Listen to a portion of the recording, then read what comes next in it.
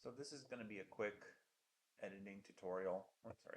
On editing for JetPhotos. I am a JetPhotos screener and see a lot of over-processed photos where the sharpening looks kind of haphazard, to be honest. And I just kind of wanted to give a quick demonstration of how I edit.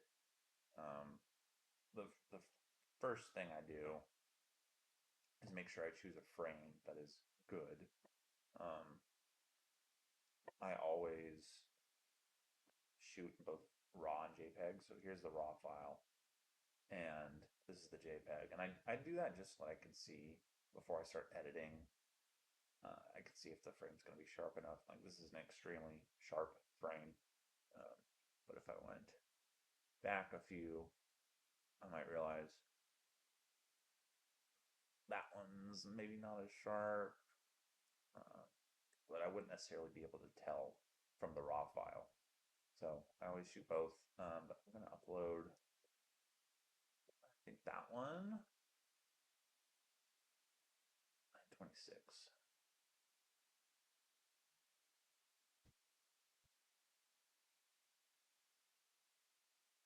Choose your RAW file, upload, and then the first thing I always do is make sure that it's level. Uh, this is a airport with a runway that's got pretty significant slope to it, but using these verticals are usually pretty reliable. So didn't need a whole lot of adjusting there. And crop it down, and then make sure it's centered as well. It's kind of hard to see. See this top line of this grid right here pretty easily. This bottom line, can't see it. There it is. Just kind of gonna guesstimate a little bit where it should be. But basically what I want to do is make sure that the gap from here to this line to the lowest point of the fuselage is the same as from the line wherever it is here to uh, the bottom point of the fuselage, and then this gap is roughly the same as this gap. So, to say it more simply, center the fuselage, and that will do you pretty well. And then the lateral centering is not typically as big of an issue. Typically not going to see rejections for that as much, but something like that should be pretty good.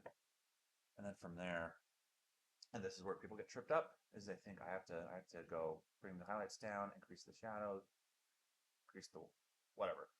Don't do any of that. Don't touch any of these. Like in all honesty, don't play with those. This photo, give it some contrast, just for the heck of it. Really doesn't even need it. The contrast should be fine, but I give it some anyways. And I'm not even going to touch the exposure on this one. All I'm going to do is come down here to dehaze and turn it all the way up. And that is so that I can see these dust spots. There's one right here. I have cleaned this sensor since I went shooting on this day a few weeks ago, so shouldn't have these dust spots now, but another one. Like you can use some of these sliders to your advantage, especially dehaze and clarity. Bump up clarity too. And there's another spot that jumped out right there. One right here. And that's probably about, oh, there's another one. Um, keep in mind if, oh, that's weird, it's something weird. Keep in mind when you do upload JetPhotos and you use the check for dust tool, it's really powerful. If we can see them under equalization, but we don't see them in the photo itself without the equalization, it won't get rejected for dust. You have to be able to see it. So some of these you wouldn't be able to see without the equalization. Um, but once you're done with that, revert those back to neutral. Um, Occasionally, if you're shooting on like a really hazy day, you can use dehaze. That'll help make the sky look a little bit bluer, make it look a little bit prettier, but it's not necessary. Um, so at this point, turn that back to 0. At this point, I go to sharpening, and I know this photo's going to be plenty sharp.